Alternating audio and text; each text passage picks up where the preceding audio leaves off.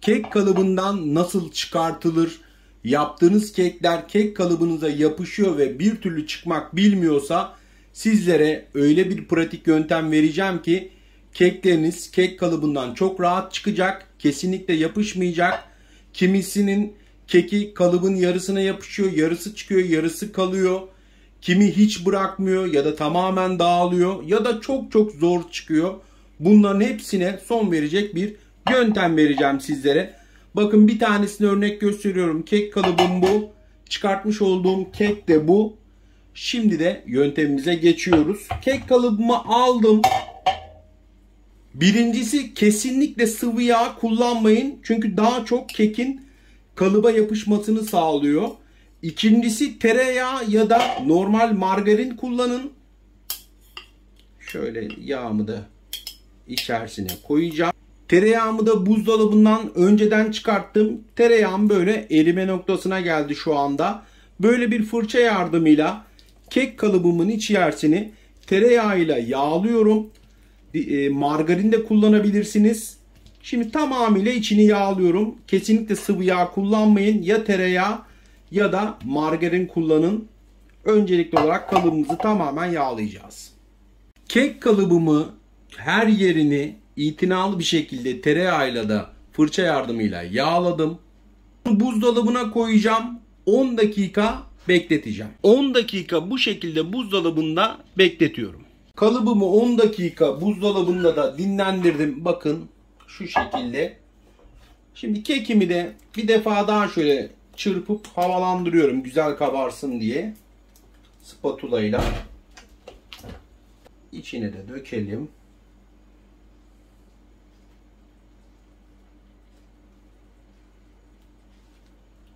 Kek kalıbımın içerisine de iç harcımı koydum. Şimdi fırınımın içerisine koyacağım. Fırınımı 160 derecede önceden ısıttım. Alt üst modda pişireceğim. 45 dakika geçti. Fırınımızda kekimiz gayet güzel bir şekilde de pişti. İlk sıcağına attık. Şimdi biraz sıcak tabii şu an hala da. Elim yanmadan şöyle bir ters çevireyim.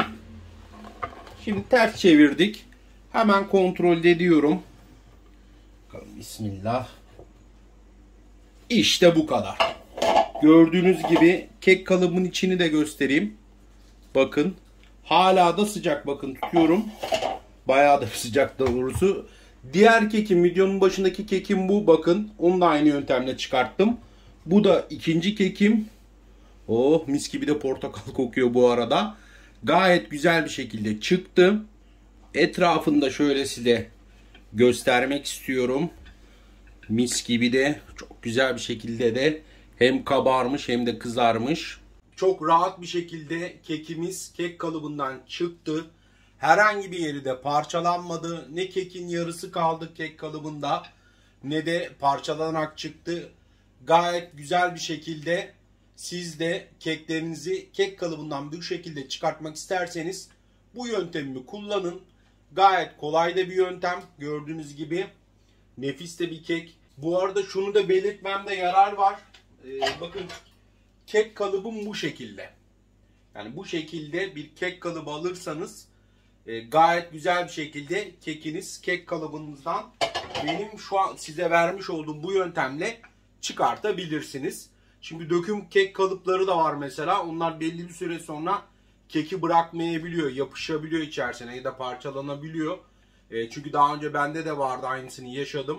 Bilgisini vermiş olayım baştan. Videolarımızda birçok pratik tarif var. Ailemize katılın, yeni tarifleri de kaçırmayın. İsteyenler için de videonun devamında da bu kekin tarifini ölçüleriyle, pişirilmesiyle hepsini de size veriyorum. İzlediğiniz için süpersiniz. Sizleri seviyorum. Lütfen ailemize katılın. Detaylı tariflerimiz, videolarımız da var. 5 platformda varız. Toplam 1 milyona yakında bir kocaman bir aileyiz. İnşallah sizlerle daha da büyüyeceğiz. Deneyenlere afiyet olsun. Deneyenlerden de yorum bekliyorum. 3 adet yumurtamı borcamıma alıyorum. 1,5 su bardağı toz şeker. 7 dakika boyunca mayonez kıvamına gelene kadar çırpıyorum. 1 çay bardağı sıvı yağ.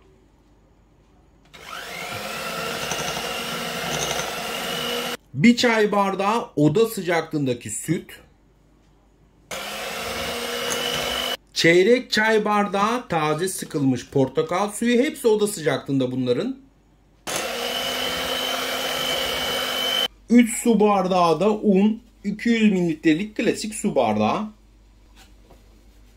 1 paket vanilya, 2 paket de kabartma tozu ilave ediyorum. Önce spatulamla şöyle bir karıştırıyorum. Unlar kaybolana kadar çırpıyorum. 2 adet de portakal kabuğu rendesi ilave ediyorum. Spatulamla da karıştırıyorum. Kek kalıbımın içerisine de iç harcımı koydum. Şimdi fırınımın içerisine koyacağım. Fırınımı 160 derecede önceden ısıttım. Alt üst modda pişireceğim. Kekimi orta kısma telin üzerine koydum. Alt üst modda 160 derecede 45 dakikada sürüyor. Kekimiz de gayet güzel bir şekilde kek kalıbından kendini bıraktı. Deneyenlere de afiyet olsun. Görüşmek üzere. Her gün yeni tariflerle birlikte olmak dileğiyle.